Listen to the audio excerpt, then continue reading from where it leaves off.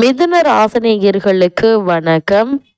அமோக வெற்றியுடன் லக் அடிக்க போவது உறுதி. அந்த வகையில மிதுன ராசினியர்களுடைய ஆட்டம் இனி ஆரம்பம் என்ற வகையில் புதனுடைய பெயர்ச்சியின் காரணமாக எதிர்பாராத பல நன்மைகள் உங்களுடைய வாழ்வில் ஏற்பட இருக்கு. அந்த வகையில புதனுடைய பெயர்ச்சியின் காரணமாக மிதுன ராசினியர்களான உங்களுக்கு என்ன மாதிரியான நன்மைகள் எல்லாம் ஏற்பட இருக்கு என்பது குறித்தான முழுமையான பதிவை தான் இந்த வீடியோல நம்ம விரிவா பார்க்க போகிறோம். அந்த வகையில மிதுன ராசியை சேர்ந்தவர்கள் இந்த புதனுடைய பெயர்ச்சியின் காரணமாக சப்தமஸ்தானம் பலப்பட்டு இருக்குதுங்க. குரு ராசியில் இருந்தாலும் 7ஆம் இடத்தை பார்ப்பதும் அது அவருடைய சொந்த வீடாக இருப்பதும் அதில் குருவினுடைய நண்பர்களான சூரியனும் செவ்வாயும் அமர்ந்திருப்பதும் சிறந்த பலன்களை தருங்க. 3ஆம் இடத்தில் உள்ள கேது நினைத்த காரியத்தை நிறைவேற வைத்து வெற்றியை தருவாரு. உற்சாகமான மனநிலையும் உங்களை உயர்த்தக்கூடிய விதத்தில் அமைய இருக்குதுங்க. பொருளாதாரத்தில் எதிர்பார்த்த வரவுகள் நிச்சயம் உண்டு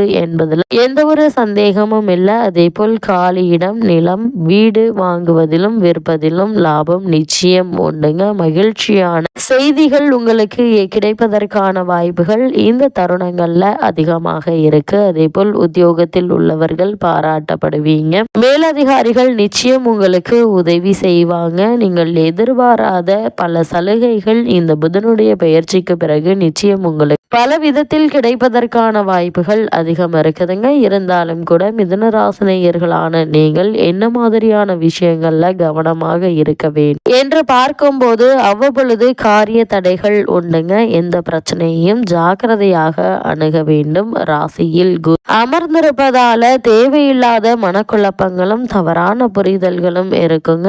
இதனால் இந்த காலகட்டத்தினுடைய துவக்கத்தில் புதன் அஷ்டமத்துக்கு நகர்வதால உங்களுடைய செயலே சமயத்தில் உங்களுக்கு எதிராக அமையலாம். அதனால் அதிக கவனத்தோடு இருங்க. எந்த ஒரு செயலை செய்வதாக இருந்தால் ஒரு முறைக்கு பல முறை அதிகம் யோசித்து சிந்தித்து செய்வது நல்லது. உங்களுடைய சக்திக்கு மீறிய வாக்குறுதிகளை தர வேண்டாம். அதனால் யாருக்கு என்ன வாக்கு தருவதாக இருந்தாலும் ஒரு நிமிடமாவது யோசிங்க. அதற்கு பிறகு அதை கொடுக்கலாமா வேணாமா என்பதை நிதானித்து யோசித்து அதற்கு பிறகு முடிவெடுப்பது நல்லது. இத்தருணங்கள்ல கிரக நிலைகளின் ரீதியாக கூறப்படும் பரிகாரம் என்ன என்று பார்க்கும்போது லக்ஷ்மி நரசிம்மரை வணங்குங்க.